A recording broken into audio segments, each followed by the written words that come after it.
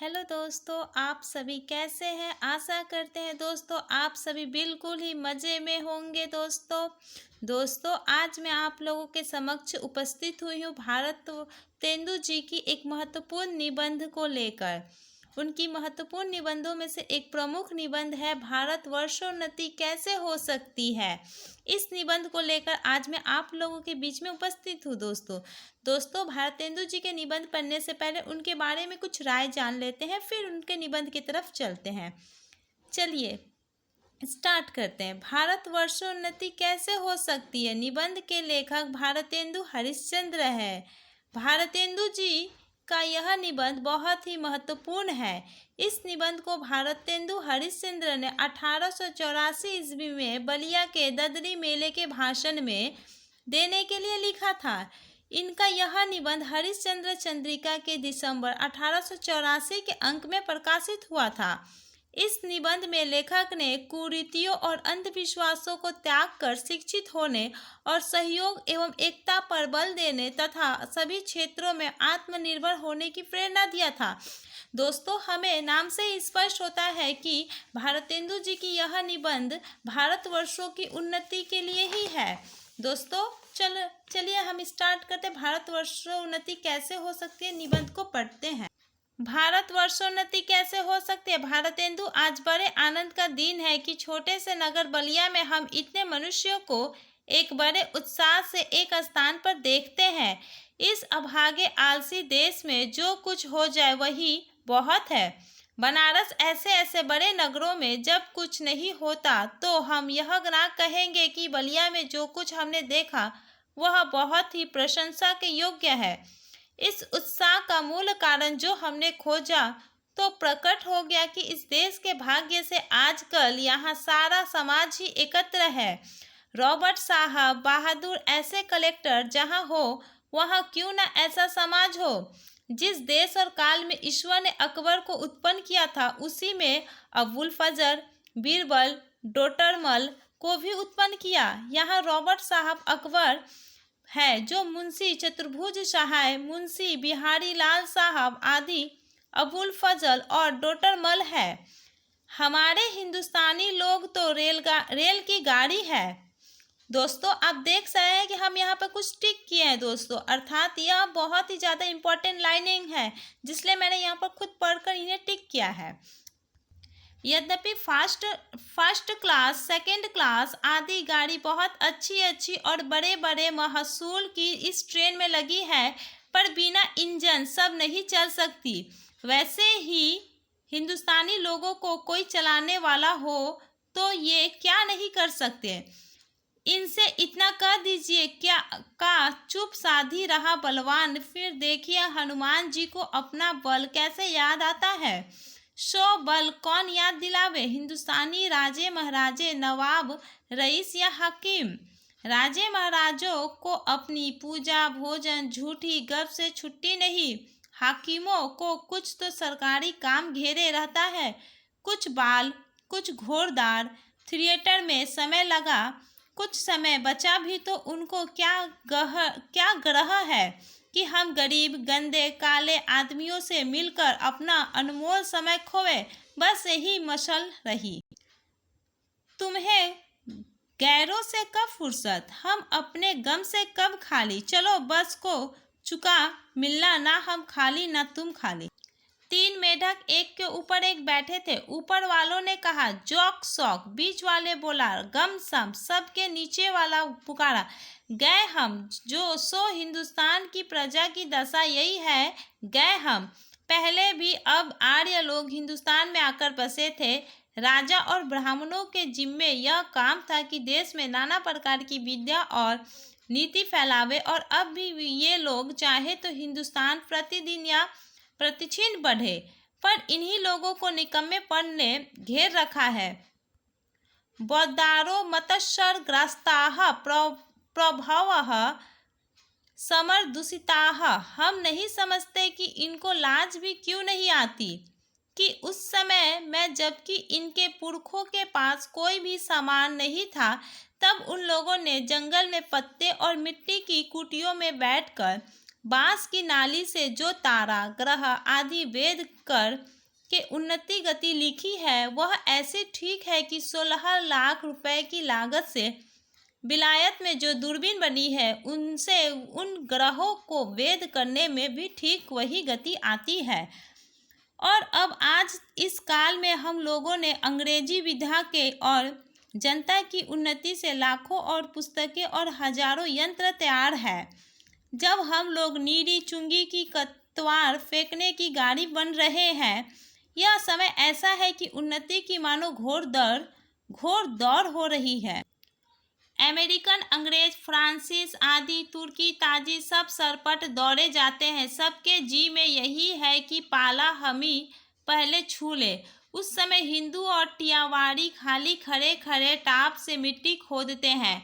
इनको औरों को जाने दीजिए। जापानी टट्टुओं को हांफते हुए दौड़ते देख करके भी लाज नहीं आती। यह समय ऐसा है कि जो पीछे रह जाएगा फिर कोटि उपाय किए भी आगे ना बढ़ सकेगा। लूट के इस बरसात में भी जिसके सिर पर कमबख्ती का छाता और आंखों में मूर्खता की पट्टी बंधी रहे, उन पर ईश्वर का कोप भी करना चाहिए। मुझको मेरे मित्रों ने कहा था कि तुम इस विषय पर आज कुछ कहो कि हिंदुस्तान की उन्नति कैसे हो सकती है।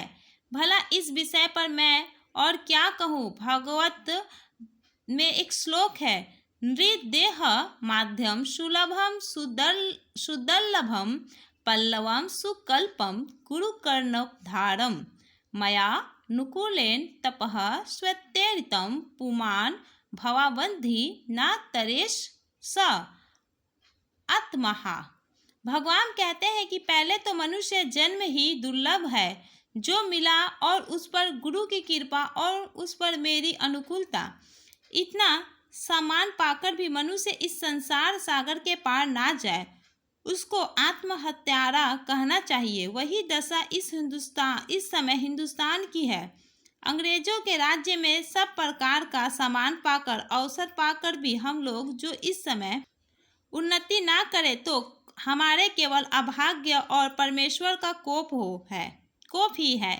सास और अनुमोदन से एकांत रात में सुने रंग महल में जाकर भी हम बहुत दिनों से प्राण में प्यारे परदेसी पति से मिलकर छाती ठंडी करने की इच्छा भी उसका लाज से मुंह भी ना देखे और बोले भी ना तो उसका अभाग्य ही है। वह तो कल परदेश चला जाएगा। वैसे ही अंग्रेजों के राज्य में भी जो हम मेढक, काठ के उल्लू, पिंजरे के गंगाराम ही रहे तो फिर हमारी कमबख्ती और फिर कमबख्ती ही है। बहुत लोग यह कहेंगे कि हमको पेट के धंधे के मारे छुट्टी ही नहीं रहती। बाबा, हम क्या उन्नति करें? तुम्हारा पेट भरा है, तुमको दून की सूझती है। उसने एक हाथ से अपना पेट भरा, दूसरे हाथ से उन्नति के कांटों को साफ किया। क्या इंग्लैंड में किसान, खेत वाले, गाड़ीवान, मजदूर, कोचवान आदि नहीं है?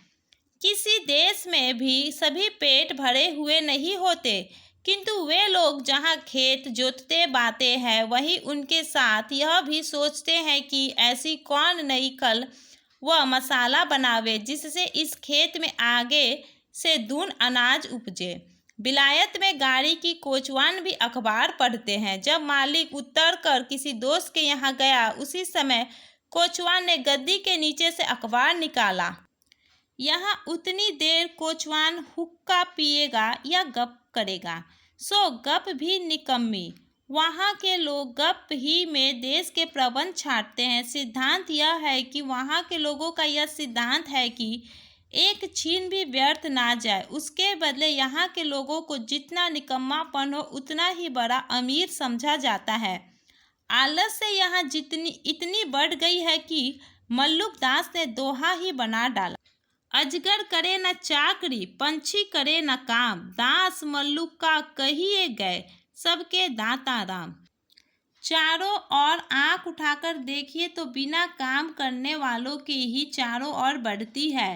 रोजगार कहीं कुछ भी नहीं। अमीरों, मुसाहिबी, दल्लालों और अमीरों के नौजवान लड़कों को खराब करना या किसी की जमा मार कर लेना, इनके सिवा बतलाइए और कौन रोजगार है? जिससे कुछ रुपया मिले, चारों ओर दरिद्रता की आग लगी हुई है। किसी ने बहुत ठीक कहा है कि दरिद्र कुटुंबी इस तरह अपनी इज्जत को बचाता फिरता है जैसे लाजवंती बहू फटे कपड़ों में अपने अंगों को छिपाए जाती है। कहीं वही दशा हिंदुस्तान की है।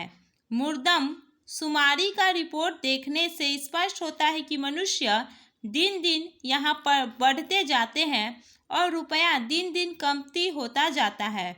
सो अब बिना ऐसा उपाय किए काम नहीं चलेगा कि रुपये भी बढ़े और वह रुपया बिना बुद्धि के ना बढ़े। भाइयों, राजा महाराजाओं का मुंह मत देखो, मत यह आशा रखो कि पंडित जी कथा में ऐसा उपाय बतलाएगा कि देश का रुपया और बुद्धि बढ़े। तुम आप ही कमर कसो, आलस छोड़ो। कब तक अपने को जंगली हुश मूर्ख दबोदे डरपोक पुकरवाओगे? दौड़ो इस घोर दौड़ में, जो पीछे पड़े तो फिर कहीं ठिकाना नहीं है। फिर कब कब राम जनकपुर है। अब की जो पीछे पड़े तो फिर रसातल ही पहुँचेंगे। जब पृथ्वीराज को कैद करके गौर ने ले गए तो शहाबुद्दीन के भाई गयासुद्दीन से किसी ने कहा कि वह शब्दभेदी बाण बहुत अच्छा मारता है। एक दिन सभी नियत हुई और 7 लोहे के तावे बाण से फोड़ने को रखे गए। पृथ्वीराज को लोगों ने पहले से ही अंधा कर दिया था। संकेत यह हुआ कि जब गयासुद्दीन हूँ करे तब वह तावे पर बाण मारे। चंद कभी भी उसके साथ कैदी था। यह सामान देखकर उसने यह दोहा पढ़ा, अब की चढ़ी कमान को जाने फिर कब चढ़े। जिन चूके चहु आज इसके मायक इक अक्सर। उसका संकेत समझकर जब गयासुद्दीन ने हूँ किया तब पृथ्वीराज ने उसी को बाण मार दिया। वही बात अब है। अब की चढ़ी इस समय में सरकार का राज्य पाकर और उन्नति का इतना सामान पाकर भी तुम लोग अपने को ना सुधारो तो कहीं रहो। और वह सुधारना भी ऐसा होना चाहिए कि अब बात में उन्नति हो, धर्म में, घर के काम में, बाहर के काम में, रोजगार में, शिष्टाचार में, चाल चलन में, शरीर में, बल में, समाज में, युवा में, वृद्ध में, स्त्री में, पुरुष में, अमीर में, गरीब में, भारतवर्ष की सब आस्था, सब जाति, सब देश में उन्नति करो। सब ऐसे बातों को छोड़ो जो तुम्हारे इस पथ के कंटक हो। चाहे तुम्हें लोग निकम्मा कहे या नंगा कहे, क्रिस्तान कहे या भ्रष्ट कहे, तुम केवल अपने देश की दीन दशा को देखो और उनकी बात मत सुनो। अपमान पुरस्कृत्य मान कित्वा तु पृष्ठतः स्वकार्य साधयते धीमान कार्य ध्वंसः ही मूर्खता। जो लोग अपने को देश हितैषी मानते हो वह अपने सुख को होम करके, अपने धन और मान का बलिदान करके कमर कस के उठो। देखो, स्व कार्य साधयते धीमान कार्य ध्वंसो ही मूर्खतो। ये लाइनिंग दोबारा हो चुका है यहाँ से। देखी थोड़े दिन में सब हो जाएगा। अपनी खराबियों के मूल कारणों को खोजो। कोई धर्म की आड़ में, कोई सुख की आड़ में छिपे हैं। उन चारों को वहां से वहां पकड़ कर लाओ, उनको बांध कर कैद करो। हम इससे बढ़कर क्या कहें कि जैसे तुम्हारे घर में कोई पुरुष व्यभिचार करने आवे तो जिस क्रोध से उसको पकड़ कर मारोगे और जहां तक तुम्हारे में शक्ति होगी उसका सत्यानाश करोगे, उसी तरह इस समय जो बातें तुम्हारे उन्नति पथ के कांटो हो उनकी जड़ खोद कर फेंक दो। कुछ मत डरो, जब तक 100-200 मनुष्य बदनाम न होंगे, जात से बाहर न निकाले जाएंगे, दरिद्र न हो जाएंगे, कैद न होंगे, वरंच जान से ना मारे जाएंगे, तब तक कोई देश न सुधरेगा। इसे भी पढ़ते हैं। दिल्ली दरबार दर्पण भारतेंदु हरिश्चंद्र।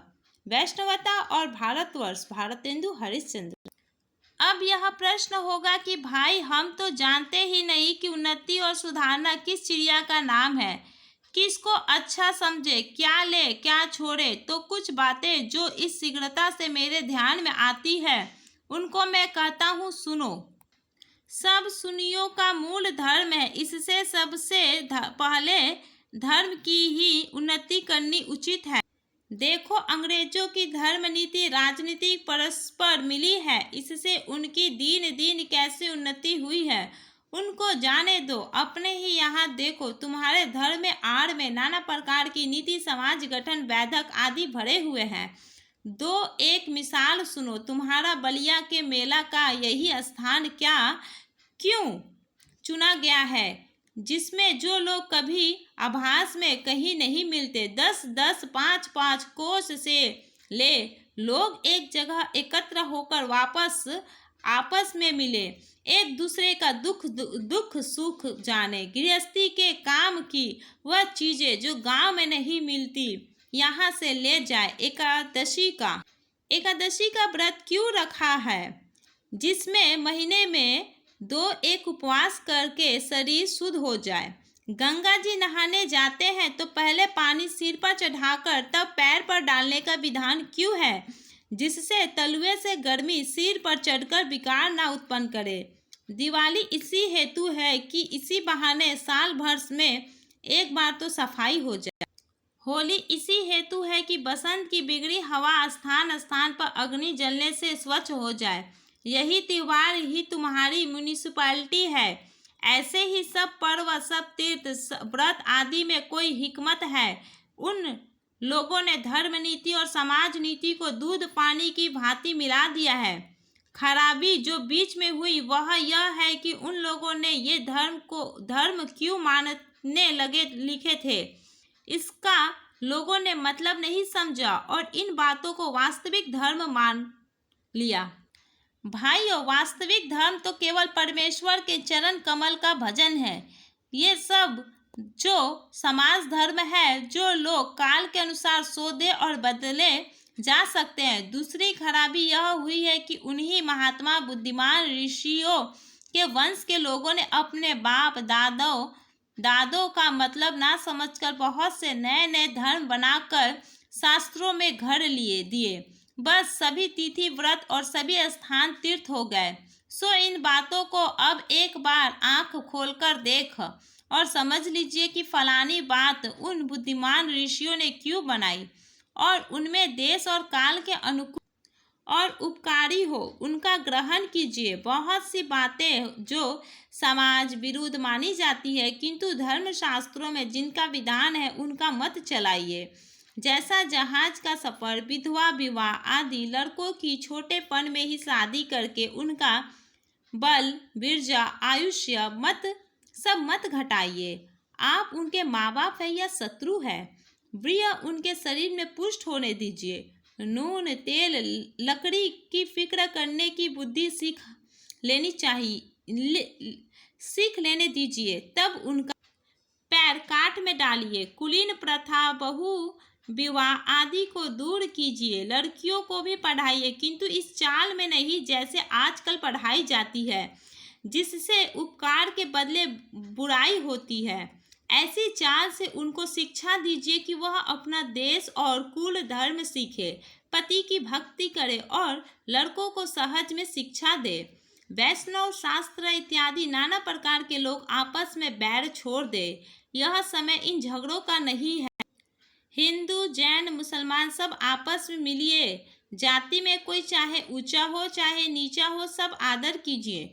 जो जिस योग्य हो उसे वैसा मानिए। छोटी जाति के लोगों का तिरस्कार करके उनका जी मत तोड़िए।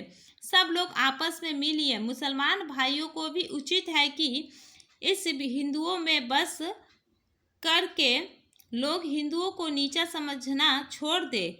ठीक भाइयों की भांति हिंदुओं से बर्ताव करे। ऐसी बात जो हिंदुओं का जी दुखाने वाली ना करे। घर में आग लगे सब जिठानी धौरौनी को आपस का डाह छोड़कर एक साथ वह आग बुझानी चाहिए। जो बात हिंदुओं का नहीं मयसर है वह धर्म के प्रभाव से मुसलमानों का सहज प्राप्त है। उनके जाति नहीं, खाने पीने में, चौका चूल्हा में, विलायत जाने में, रोक टोक में नहीं, फिर भी बड़े ही सोच की बात है कि मुसलमानों ने अभी तक अपनी दशा कुछ नहीं सुधारी। अभी तक बहुतों को यही ज्ञात है कि दिल्ली लखनऊ की बादशाह कायम है। यारो वे दिन गए। अब आलस हठधर्मी यह सब छोड़ो, चलो हिंदुओं के साथ तुम भी दौड़ो, एक एक दो होंगे। पुरानी बातें दूर करो। मीर हसन और इंदर सभा पढ़ा कर छोटेपन से ही लड़कों का सत्यानाश मत करो। होश संभालना नहीं कि पठी पारसी चुस्त कपड़ा पहनना और गजल गुनगुनाए। शौक तिल्फी से मुझे गुल की जो दीदार का था, ना किया हमने गुलिस्ता का सबक याद कभी। भला सोचो कि इस हालत में बड़े होने पर वे लड़के क्यों ना बिगड़ेंगे। अपने लड़कों को ऐसी किताबें छूने मत दो जो अच्छी से अच्छी उनको तलामी दो। पैशन और वजीफे या नौकरी का भरोसा छोड़ो।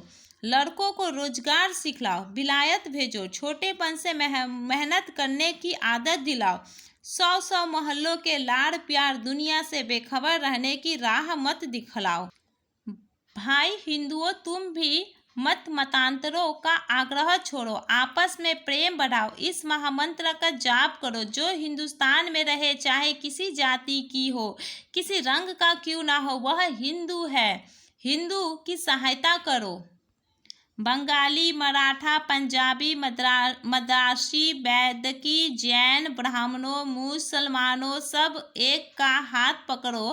कारीगरी जिससे तुम्हारे यहाँ बढ़े, तुम्हारा रुपया तुम्हारे ही देश में रहे, वह करो। देखा जैसे हजार धारा होकर गंगा समुद्र में मिली है, वैसे ही तुम्हारी लक्ष्मी हजार तरह से इंग्लैंड, फ्रांसिस, जर्मनी, अमेरिका को जाती है। दिया सलाई ऐसी तुच्छ वस्तु भी वहीं से आती है।